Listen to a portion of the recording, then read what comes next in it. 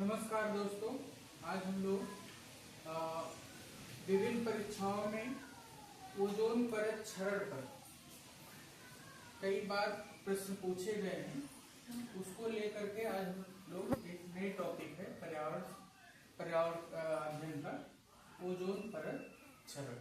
ठीक है मित्रों, इसमें बहुत सारे प्रश्न पूछे जा चुके हैं, कई बार पूछे जाते रहते हैं, तो हमने उन सभी प्रश्नों को देखते हुए ये बनाया है।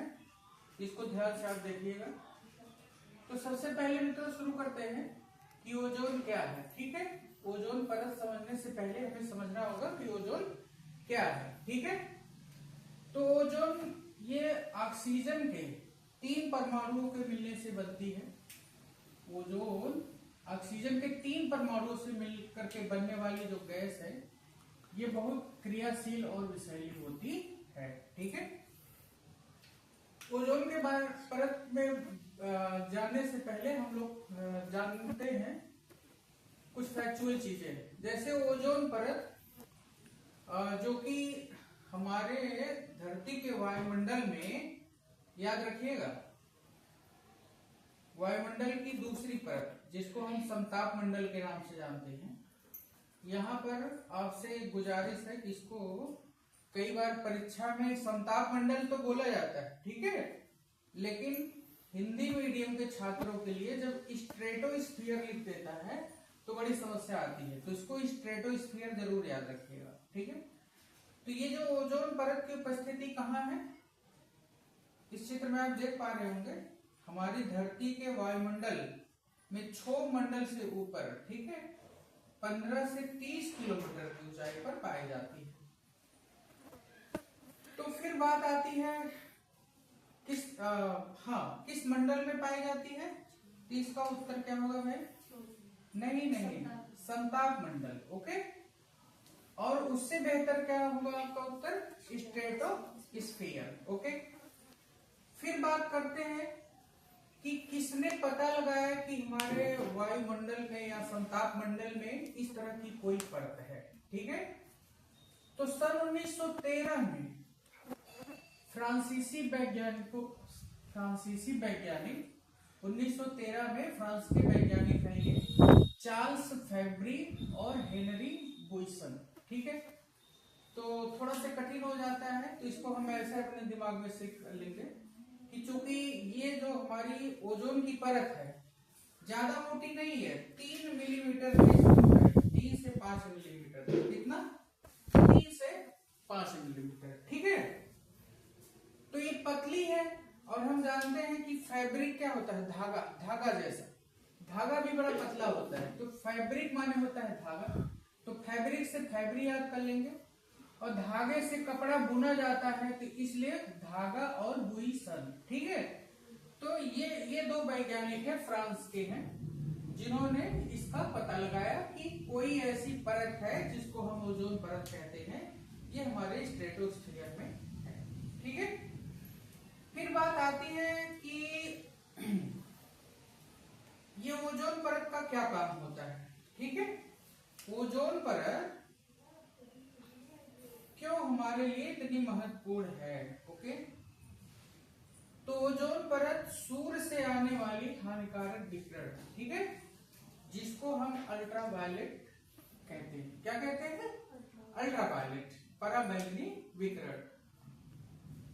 उसमें पराबैंगनी विकिरण के 3 प्रकार होते हैं, ध्यान रखिएगा, अल्ट्रावायलेट सी, अल्ट्रावायलेट बी और अल्ट्रावायलेट ए। ठीक है, अल्ट्रावायलेट का ही है, लेकिन इसकी तरंगदैर्घ्य जो है अल्ट्रावायलेट सी की कम होती है, एनर्जी सबसे ज्यादा होती है। सबसे ज्यादा एनर्जी किसकी होती है? अल्ट्रावायलेट सी का। उससे कम एनर्जी अल्ट्रावायलेट बी का। सबसे कम एनर्जी किसकी होती है? अल्ट्रावायलेट ए का। ठीक है, यूवीए। तो इसकी अल्ट्रावायलेट की 3 कैटेगरी कर दी गई है। तो ध्यान रखिएगा, परीक्षा में से पूछा गया है कि किस अल्ट्रावायलेट रे को 100% ये रोक देती है। ठीक है, तो 100% रोक देती है ये अल्ट्रावायलेट सी। ठीक है, और अल्ट्रावायलेट बी को जो है 95% तक रोक देती है, ठीक है। और अल्ट्रावायलेट ए को नहीं रोकती है, ठीक है।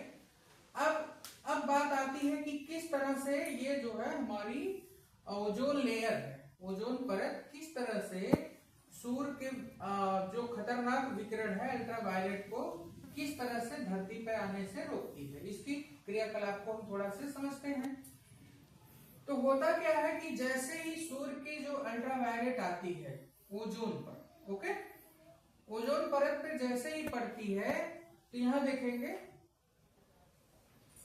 ये एक साइकिल है, ठीक है। अब उसकी बात बाद में करते हैं, लेकिन पहले देखिए ओजोन यानी O3 पर जैसे ही अल्ट्रावायलेट पड़ती है तो ये गर्म होकर के ऑक्सीजन और O एक मुक्त परमाणु ऑक्सीजन का, ठीक है, इसमें बदल जाती है। यानी गर्म होकर के हमारी ओजोन टूट जाती है ऑक्सीजन गैस में और मुक्त परमाणु यानी O, ठीक है।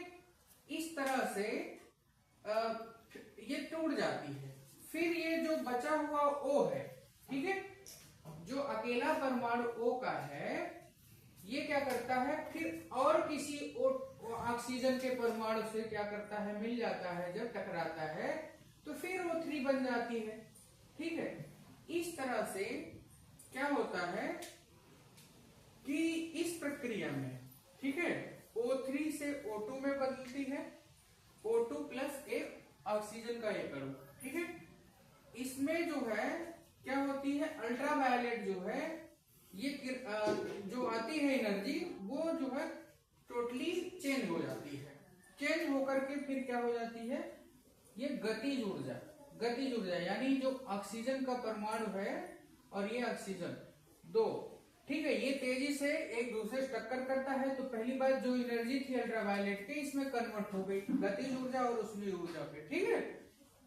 उष्मीय ऊर्जा क्यों, क्योंकि जो घर्षण होता है इसलिए गर्मी होती है। ध्यान रखिएगा, इसमें पूछा है कि अल्ट्रावायलेट की जो या परावैंगनी किरण की जो एनर्जी होती है किसमें कन्वर्ट हो जाती है, गतिज ऊर्जा और उष्मीय ऊर्जा, ठीक है।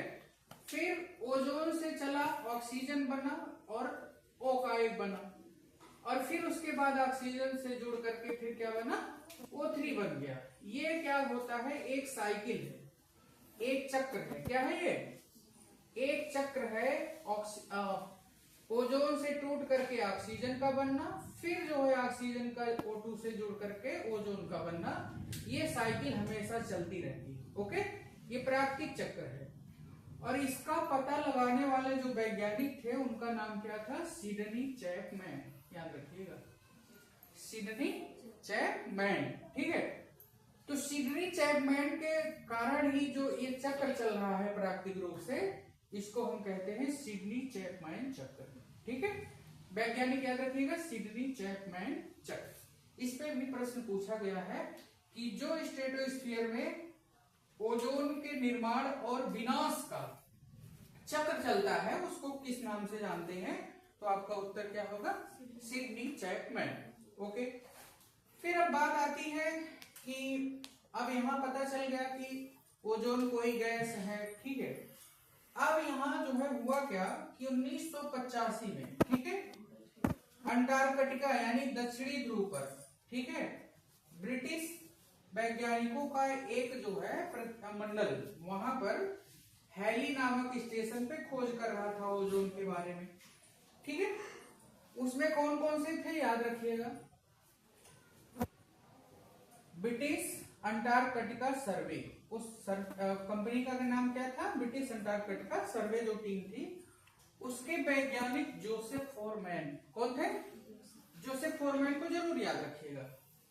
इन्होंने ही सबसे पहले अंटार्कटिका पर जो है छिद्र का या छेद का या होल का पता लगाया। तो ध्यान रखिएगा थोड़ा सा इसमें, जैसे हम लोग जानते हैं कि कभी कभी हमारी पाइप लीक हो जाती है तो छेद हो जाता है, तो उसको सही करने के लिए हम किसको बुलाते हैं, फोरमैन को, ठीक है। तो इससे याद रखिएगा छेद का पता किसने लगाया भाई, हाँ, फोरमैन। ये भी पूछ लिया गया है किससे वो जुड़े थे, तो ब्रिटिश अंटार्कटिका सर्वे टीम थी, ये ब्रिटिश अंटार्कटिका सर्वे की टीम से जुड़े थे और उन्होंने पता लगाया कि हाँ जो है अंटार्कटिका में छिद्र हो रहा है, छेद हो रहा है। अच्छा, कैसे पता चलेगा कि अंटार्कटिका में छेद हो रहा है? इसको अभी बात करते हैं। जब इनको पता चला कि नहीं छेद हो रहा है, तो इन्होंने क्या किया कि सन 1985 में विज्ञान पत्रिका एक नेचर थी, उसमें ये बात प्रकाशित हुई कि अंटार्कटिका में जो ओजोन की परत है उसमें क्या हो रहा है, छेद हो रहा है। ठीक है, इस बात की पुष्टि के लिए नासा, जो कि अमेरिका की स्पेस एजेंसी है, उसने एक सैटेलाइट भेजा। क्या भेजा? सैटेलाइट। उस सैटेलाइट का नाम याद रखिएगा, निम्बस। क्या नाम है? निम्बस। तो याद रखिएगा सैटेलाइट कैसा होता है, नींबू जैसा, गोल गोल। ठीक है, तो हम इसको निम्बस, जिसको न याद हो नींबू से याद कर लेगा, नींबू। ठीक है, सैटेलाइट द्वारा नासा ने भी इस बात की पुष्टि की। ठीक है, किस सैटेलाइट से? निम्बस। निम्बस 7 नाम था इसका, निम्बस याद रहेगा तो याद रहेगा। इसकी पुष्टि की कि नहीं अंटार्कटिका में जो है ओजोन का छिद्र जो है, ओजोन परत में क्या हो रहा है, छिद्र हो रहा है। तो बात करते हैं छिद्र क्या होता है। ठीक है, ओजोन कितनी मोटी होती है इसको जानते हैं। तो यहाँ पर भी प्रश्न पूछा जाता है ओजोन की मोटाई जो है कैसे नापी जाती है, तो इस पे हम लोग चर्चा करते हैं। एक ब्रिटिश वैज्ञानिक थे, उनका नाम था गॉर्डन डॉब्सन। क्या नाम था? Gordon Dobson. ठीक है, तो सन 1920 में जो है उन्होंने एक उपकरण बनाया। उपकरण समझ रहे हैं? हाँ, एक यंत्र बनाया जिसका नाम था डॉब्सन ओजोन स्पेक्ट्रोफोटोमीटर। ठीक है, इसी से जो है ओजोन की मोटाई नापी जाती है। जैसे हमारे स्कूलों में बच्चे ओजोन मोटाई नापने के लिए इंच पटरी का प्रयोग करते हैं, इन्होंने क्या कहा, डॉब्सन ओजोन स्पेक्ट्रोफोटोमीटर। ठीक है, तो इन्होंने बताया कि हमारी जो पर्यावरण में या हमारे स्ट्रेटोस्फीयर में, बार बार करना चाहूंगा क्योंकि आपको याद हो जाए, स्ट्रेटोस्फीयर में जो ओजोन परत है उसकी मोटाई लगभग जो है 3 से 5 मिलीमीटर के बीच में। बहुत मोटी नहीं है, 3 से 5 मिलीमीटर के बीच में। ठीक है, 3 मिलीमीटर को इन्होंने क्या कहा, 300 डॉब्सन, यानी 1 मिलीमीटर में कितना डॉब्सन होता है, 100। अब इसको ऐसे समझते हैं कि डॉब्सन क्या होता है, यानी पूरे ब्रह्मांड में जितनी भी ओजोन है, ठीक है, डॉब्सन को समझिए, पूरे ब्रह्मांड में यानी हमारे क्षोभ मंडल में, संताप मंडल में या अन्य कहीं भी जितनी भी ओजोन है उसको पृथ्वी यानी धरती की सतह पे फैला दिया जाए तो कितनी मोटी होगी, ज्यादा से ज्यादा 3 मिलीमीटर की मोटी परत तैयार होगी। ओके, तो उसी को इन्होंने क्या कहा, डॉब्सन कहा। तो 3 मिलीमीटर यानी 300 डॉब्सन। और ये पूछ लिया गया है कि एक डॉब्सन में लगभग कितना मिलीमीटर होता है, तो जब 1 मिलीमीटर में 100 डॉब्सन, तो उल्टा करिएगा तो एक डॉब्सन में आ जाएगा लगभग 0.1 मिलीमीटर, 1/100 कर देंगे। ओके, तो फिर ये डॉब्सन जो है आपको समझ में आ जाएगी, डॉब्सन। ठीक है, तो इसकी मोटाई बताया उन्होंने कि अगर से, ठीक है, 220 डॉब्सन, कितना, हाँ 220 डॉब्सन, यहाँ देखिए मैं लिखा हुआ है कि ओजोन परत की जो मोटाई है अगर से 220 डॉब्सन से कम हो जाती है तो उसको हम मान लेते हैं कि ओजोन परत में क्या हो गया है, छेद हो गया है, छिद्र हो गया है। अब इस ओजोन परत में छिद्र होने के क्या कारण रहे होंगे, ठीक है, इस पे विचार विमर्श किया गया।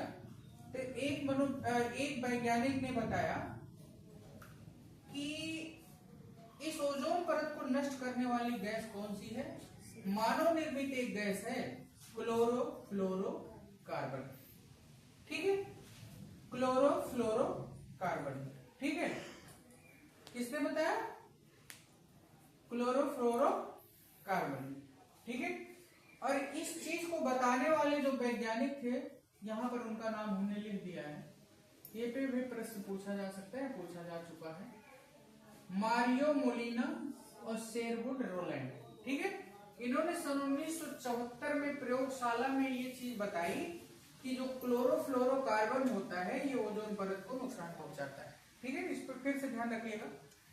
किन दो वैज्ञानिकों ने बताया था कि क्लोरोफ्लोरोकार्बन, तो क्लोरोफ्लोरोकार्बन देखिए जिन्होंने नहीं पढ़ा है रसायन विज्ञान तो उनके लिए बता दे, क्लोरो का मतलब क्लोरीन, एक अणु फ्लोरीन का और कार्बन का, तीनों से मिल करके जो है क्लोरोफ्लोरोकार्बन बनती है। और इसका क्लोरोफ्लोरोकार्बन का प्रयोग हम लोग कहाँ करते हैं? एसी में, फ्रीज में, जो बड़े बड़े हमारे कोल्ड स्टोर हैं वहां पर जो कूलेंट लगता है, शीतलक, ठीक है, क्लोरोफ्लोरोकार्बन क्या होती है? जो हमारे एसी, फ्रीज और बड़े बड़े कोल्ड स्टोरेज हैं, गाड़ियों में एसी है, उसमें जो गैस भरी जाती है ठंडा करने के लिए कूलेंट, वही क्लोरोफ्लोरोकार्बन थी। ठीक है, तो इस मनोवैज्ञानिक किसने? मारियो मोलिना और शेरवुड रोलैंड। अब ये याद नहीं हो रहा हो तो याद कर लीजिएगा, मेलोनी के नाम पे इटली के जो प्रधानमंत्री अभी मेलोडी चॉकलेट खा रही थी ना, मोलिना और शेरवुड, अब इसको भी याद कर लीजिए, ये चॉकलेट किसको खिला रही थी? शेर को। ठीक है, तो मोलिना और शेरवुड जो है इन्होंने बताया था कि जो है सीएफसी जो है ओजोन परत को नुकसान पहुंचाती है। इसी खोज के लिए सन 1995 में इनको नोबेल पुरस्कार मिला था। तो नष्ट करने वाली जो गैस है आप कंफर्म हो गए, सीएफसी, क्लोरोफ्लोरोकार्बन। अच्छा, इसकी प्रक्रिया को जरा समझ लेते हैं। जब ये क्लोरोफ्लोरोकार्बन, ध्यान रखिएगा, बड़ी खतरनाक गैस होती है, ये सैकड़ों वर्ष तक जो है खत्म नहीं होती। कितने वर्ष तक? हाँ, एक बार अगर से ये पैदा हो गई, वायुमंडल में विमुक्त हो गई, तो धीरे धीरे ये हवा के साथ ऊपर चली जाती है, कहाँ? स्ट्रेटोस्फीयर यानी समताप मंडल में। ठीक है, उसके बाद जब समताप मंडल में जाती है तो वहां से बहुत ज्यादा एनर्जी की अल्ट्रावायलेट यानी पराबैंगनी किरणें जो सूर्य की जब इस पे टकराती हैं तो ये जो है क्या होती है? क्लोरीन का जो अणु है, ठीक है, ओजोन से अल्ट्रावायलेट से क्रिया करके जो है ये क्लोरीन, ठीक है, सीएलओ बनाता है। ये जरूरी नहीं है, लेकिन ध्यान ये रखिएगा कि ये क्लोरीन टूट जाता है, और क्लोरीन जब टूट जाता है तो क्या करता है? ओजोन के जो है लगातार ऑक्सीजन को कम करता जाता है। इसलिए ऑक्सीजन जो है, ओजोन जो थी, ओजोन वो जब सीएल से जो है क्रिया करेगी तो वो उसका ऑक्सीजन मतलब एक अणु ये निकाल लेगा, और जब एक अणु निकाल लेगा तो ये बन जाएगी O2। ऑक्सीजन में तोड़ता रहता है, क्लोरीन किस में तोड़ता रहता है? ऑक्सीजन में। और ऑक्सीजन में फिर ये क्षमता नहीं रह जाती कि उस सूर्य के पराबैंगनी किरण को क्या करे? रोक दे आने से। ठीक है, तो ये भी पूछा जाता है कि ये क्लोरीन कितनी खतरनाक है। तो एक क्लोरीन का जो परमाणु होगा, अणु होगा, वो 1 लाख ओजोन के अणुओं को तोड़ देगा। कितना? हाँ, और पहली बात तो ये बहुत दिन तक जीवित रहता है, सैकड़ों वर्षों तक। ठीक है, इसलिए बहुत खतरनाक हुआ। तो जब इन सारी चीजों का पता लगा कि नहीं जो है हमारी धरती जो है अब तबाह हो जाएगी, तो फिर हमारे विश्व के सभी देशों को एक साथ मिल करके, ठीक है, इसको, इस स्थिति को संभालने के लिए क्लोरोफ्लोरोकार्बन के उत्पादन और उपयोग को रोकने के लिए, जिससे कि हमारी ओजोन परत नष्ट ना हो, एक जो है प्रोटोकॉल पर हस्ताक्षर किया। ठीक है, ध्यान रखिएगा, बहुत सारे प्रोटोकॉल हैं, लेकिन ये प्रोटोकॉल जो है ध्यान रखिएगा, मॉन्ट्रियल प्रोटोकॉल। क्या नाम है इसका? मॉन्ट्रियल कहाँ है? कनाडा में। कहाँ पर है? कनाडा में। ठीक है, ध्यान रखिएगा, मॉन्ट्रियल प्रोटोकॉल जो है किससे संबंधित है? ओजोन परत की रक्षा के लिए। ठीक है, और इसका मुख्य काम क्या था? क्लोरोफ्लोरोकार्बन के उत्पादन को रोक लगाना। ठीक है, जिससे हमारी ओजोन परत को नुकसान ना पहुंचे। तो फिर क्या हुआ कि 16 सितंबर सन 1987, कब? 16 सितंबर सन 1987 को, ध्यान रखिएगा, पता कब चला है? पता कब चला है? हाँ, सन 1985, ध्यान रखिएगा, 85 में पता चला, और तुरंत ही जो है इस खतरे को भागते हुए समस्त विश्व समुदाय ने क्या किया?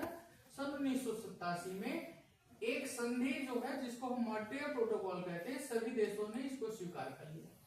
ठीक है, उसी में ये कहा गया कि 16 सितंबर 1987 को समझौता लागू हुआ, इसीलिए प्रत्येक साल, ठीक है, 16 सितंबर को ही जो है क्या मनाया जाता है, ओजोन दिवस मनाया जाता है। क्या मनाया जाता है, ओजोन दिवस। ठीक है, ये मॉन्ट्रियल प्रोटोकॉल किस गैस को उत्पादन रोकने के लिए थी, हाँ, क्लोरोफ्लोरोकार्बन को प्रतिबंधित किया गया। ठीक है, ये कहा गया कि 1 जनवरी सन 2010 तक इसकी खपत और उत्पादन को पूर्ण रूप से क्या कर दिया जाए, बंद कर दिया जाए।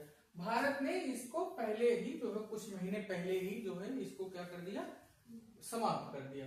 ठीक है ना, तो मॉन्ट्रियल प्रोटोकॉल समझ में आई बात।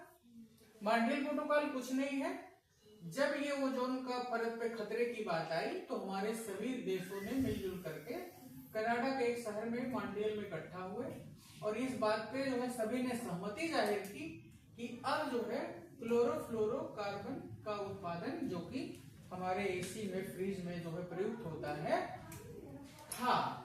उसको अब हम लोग उत्पादन नहीं करेंगे। तो अब जब इसका उत्पादन नहीं करेंगे तो फिर जो है फ्रिज और एसी में किस गैस का प्रयोग करेंगे बताइए। तो फिर जो है एक और गैस का उत्पादन होने लगा जिसका नाम था HFC। ठीक है, हाइड्रोफ्लोरोकार्बन, याद रखिएगा क्या नाम है। अब वही जो है कूलेंट का जो गैस जो है यूज की जाने लगी फ्रिज में, एसी में, ठीक है, और बड़े बड़े कोल्ड स्टोरेज में, तो उस गैस का नाम था हाइड्रोफ्लोरोकार्बन, HFC। आप याद रख लीजिएगा, HFC। ठीक है, तो बाद में पता चला कि ये तो ओजोन परत को नुकसान तो नहीं पहुंचाती, लेकिन ये गैस जो है, अभी आपने ग्रीन हाउस गैस जो हमने पढ़ाया था उसमें देखा रहा होगा कि ये ग्रीन हाउस प्रभाव जो है उत्पन्न करने वाली गैस है और बहुत ज्यादा क्षमता है इसकी, है कि नहीं। बहुत तेजी से जो है ये क्या करती है, धरती को गर्म करने की क्षमता रखती है। तो इसलिए इस गैस पर भी चिंता जाहिर की जाने लगी कि ठीक है, ओजोन परत नुकसान नहीं होगा, लेकिन हमारी धरती पर क्या होगा, ग्लोबल वार्मिंग होगी, और ग्लोबल वार्मिंग होगी तो क्लाइमेट चेंज होगा। तो इस समस्या से निपटने के लिए रवांडा की राजधानी है किगाली। कहां, रवांडा एक अफ्रीकी देश है, ठीक है ना, उसकी राजधानी कहां है, किगाली। किगाली में एक समझौता किया गया। क्या किया गया, एक समझौता, वही मॉन्ट्रियल प्रोटोकॉल में सुधार किया गया। ध्यान रखिएगा, कभी कभी दोनों को पूछ सकता है कि मॉन्ट्रियल प्रोटोकॉल किससे संबंधित है, तो ओजोन परत संरक्षण के लिए। मॉन्ट्रियल प्रोटोकॉल में किस गैस को प्रतिबंधित किया गया, तो CFC को। ठीक है, अब आ जाता है किगाली समझौता। किगाली समझौता, रवांडा, ठीक है, वहां की राजधानी में फिर इसी प्रोटोकॉल पे जो था, मॉन्ट्रियल प्रोटोकॉल वाले जो देश थे, वो 15 अक्टूबर 2016 को सभी ने फिर जुटान की। ठीक है, सारे लोग इकट्ठा हुए और इस पे चिंता जाहिर की गई कि HFC से जो है हमारी पृथ्वी का जो तापमान है वो क्या हो रहा है, बढ़ रहा है। ठीक है, तो HFC के किगाली समझौता एक लाइन में अगर कहा जाए तो किस लिए किया गया, हाइड्रोफ्लोरोकार्बन पर रोक लगाने के लिए। किस पर, हाइड्रोफ्लोरोकार्बन पर रोक लगाने के लिए। इस पे किगाली पर जाकर के आप ज्यादा जानना चाहते हो तो उसको चेक कर लीजिएगा, लेकिन आप लोग के लिए TTUT लेवल के लिए इतना ही है, या जो हमारी देशी परीक्षाएं होती है, कि HFC के उत्पादन पर रोक लगाना। ठीक है, हाइड्रोफ्लोरोकार्बन पर रोक लगाना। तो इसमें एक तिथि दी गई कि 2036 तक जो है विकसित देशों के लिए ये 85% की कटौती कर देंगे। ठीक, भारत ने क्या कहा, चूंकि भारत, सऊदी अरब, पाकिस्तान, ये जो देश है बहुत गर्म देश है ना, तो यहाँ पर फ्रीज, एसी आदि का प्रयोग जो है होना ही है। तो भारत ने कहा कि हम 2045 तक, कब तक, ये डाटा याद रखिएगा, 2045 तक भारत ने कहा कि हम 2045 तक 80% से 85% तक का जो है इसका उत्पादन और उपभोग जो है कम कर देंगे, 80 से 85% तक। किस समझौते के तहत, किगाली। ठीक है, वैज्ञानिकों ने बताया, ठीक है, पर्यावरणविद और वैज्ञानिकों ने बताया कि अगर से हम लोग किगाली समझौते के अनुसार काम करते रहे, CFC तो खत्म ही हो गई, ठीक है। और HFC का भी अगर से हमने उत्पादन इस तरह से कम कर दिया तो सन 2100 ईस्वी तक यानी इस सदी के अंत तक, ध्यान रखिएगा, हम लोग 0.5% आधा डिग्री सेंटीग्रेड, कितना, आधा डिग्री सेंटीग्रेड तक की बढ़ोतरी को रोक सकते हैं। कितना, आधा डिग्री सेंटीग्रेड की बढ़ोतरी को रोक सकते हैं। ये हमारे वैज्ञानिकों ने बताया, जो कि किगाली समझौते का यही लक्ष्य है। ठीक है। अब बताइए, जैसे जब HFC जो है खत्म हो जाएगी तो आजकल जो है ये जानना आपको आवश्यक है कि आजकल जो है उन कौन कौन सी ऐसी गैसें हैं जिनका हम लोग प्रयोग कर रहे हैं ठंडा करने के लिए। जैसे नई फ्रिज हमारे यहाँ जो आ रही है तो उसमें कौन सी गैस डाली जा रही है कूलेंट के रूप में, ठीक है, आइसोब्यूटेन, याद रखिएगा, आइसोब्यूटेन। ठीक है।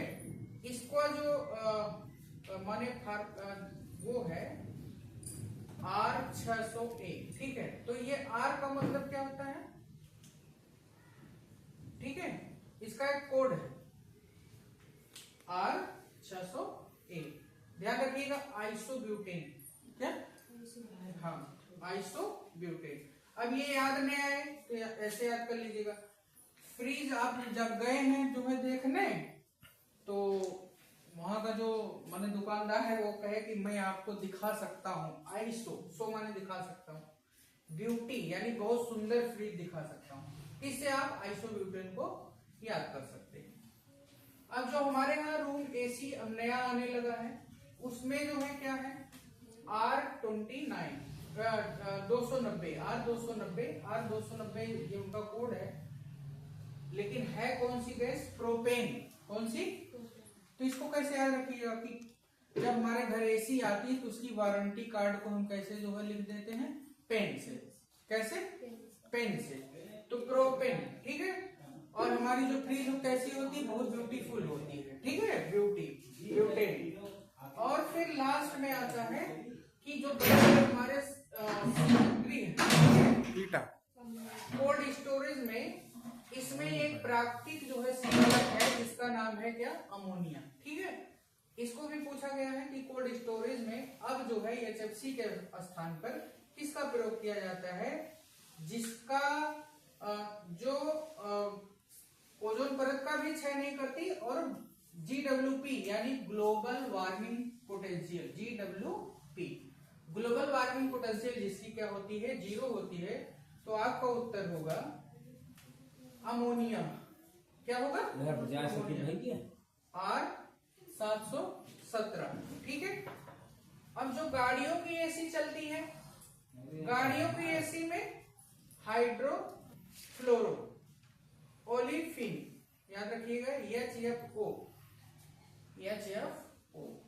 ये पर्यावरण को नुकसान करने वाली गैसें नहीं है, इनकी लाइफ भी बहुत कम होती है, HFO। ठीक है। तो इस तरह से आज जितने भी क्वेश्चन हम पीछे पूछे गए थे, हमने कोशिश की कि उसको जो है इस चैप्टर में समाहित करें। उम्मीद करते हैं